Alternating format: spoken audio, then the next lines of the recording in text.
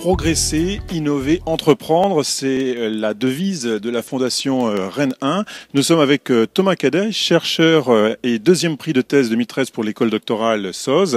SOS, c'est Sciences de l'homme, de l'organisation et de la société. Bonjour Thomas. Bonjour. Et puis avec également le représentant d'Orange, François Jean-Jean, économiste à la direction de la régulation chez donc Orange. Bonjour. Bonjour. Alors, quelques mots peut-être sur votre action commune, puisque vous avez entrepris un travail en commun. Tout d'abord, Thomas, quel est un petit peu votre objectif à travers cette thèse ?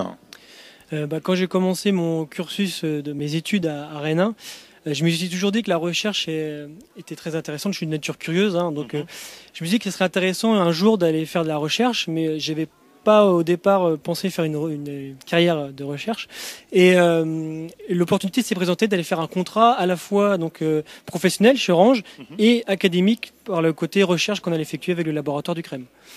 Donc quand j'ai vu l'opportunité se présenter, j'ai postulé chez Orange et on est passé par un processus de recrutement standard.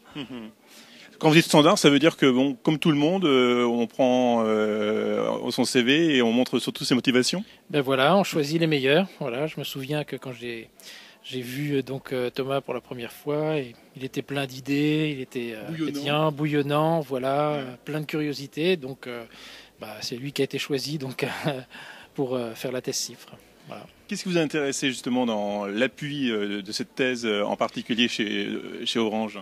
Alors, l'intérêt des thèses CIFRE, je pense que c'est un intérêt mutuel, c'est un intérêt, un échange mutuel entre l'étudiant et l'entreprise. Donc, bien sûr, ça permet à l'étudiant d'abord d'être financé, ce qui n'est pas négligeable.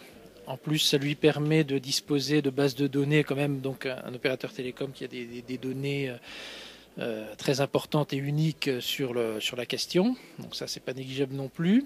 Et puis, ça permet aussi un soutien logistique et puis un soutien moral, je dirais, pour sa thèse.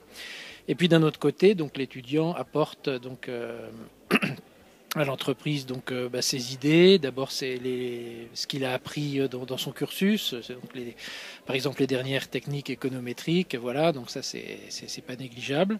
Et puis sa curiosité, son œil neuf et son enthousiasme. Oui. Ça, c'est des éléments à la fois subjectifs et puis il y a des choses, bien entendu, on va dire, de recherche pure, qui sont importantes à souligner dans ce rapprochement entre l'entreprise et le monde de la recherche. Vous-même, aujourd'hui, qu'est-ce que vous avez envie de faire passer comme idée, comme message à ceux qui sont un peu également comme vous, au départ, en recherche et puis d'un accompagnement comme Orange ? C'est un beau poids. Une thèse en entreprise, c'est vraiment très intéressant dans la mesure où, moi, pour ma part, chez Orange, j'ai été immergé dans une équipe opérationnelle. C'est-à-dire qu'en gros, elle travaillait sur des dossiers actuels et donc elle avait des questions qui étaient très pertinentes.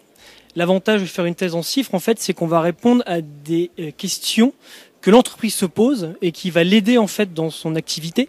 Et donc, pour nous, c'est intéressant parce qu'on a des questions qui sont pertinentes et qui vont fortement intéresser les entreprises.